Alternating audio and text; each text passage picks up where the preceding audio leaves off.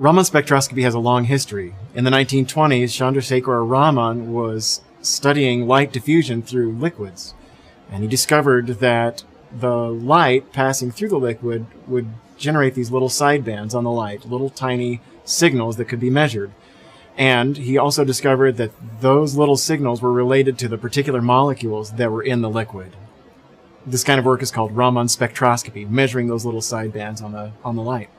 And since that time, Raman spectroscopy has been a staple of chemistry and physics to determine molecules in samples. So you can identify trace amounts of materials or molecules in a material. So years ago, and it hasn't been that long, the only people that actually used Raman spectroscopy were people who were trying to get a PhD in physics or chemistry. And one of the great things about the scanner project is we figured out how to build an instrument so that the layman can do Raman spectroscopy and get reliable, repeatable measurements without having to have a PhD in science. One of the things that's great about measuring carotenoids in skin tissue is that the carotenoids, beta-carotene in particular, has this property where blue light excites the upper state of the molecular transition, but that upper state is quenched into vibrational modes, and so you don't get a great deal of fluorescence from the beta-carotene itself. But instead, what you get is a strong Raman signal without the confounding background signal from the beta-carotene. And so S2 was a new design where we could use LEDs instead of a laser.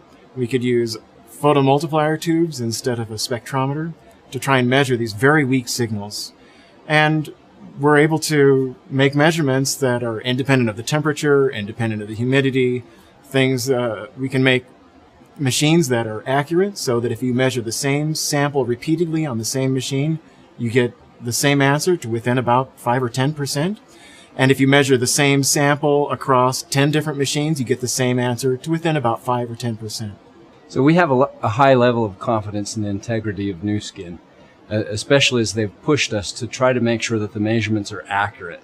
And as we experienced difficulties, they kept saying, let's take the time to do this right. Let's put the resources in to really solve these problems and discover what's causing this variability. And inevitably, we're able to chase these problems down and make the scanner exactly how they need it.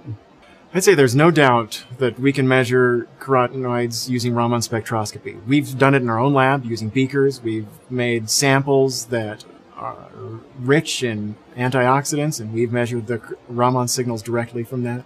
We've seen this over and over again. The ability to use Raman spectroscopy to measure carotenoids in human skin, I would say, is bulletproof.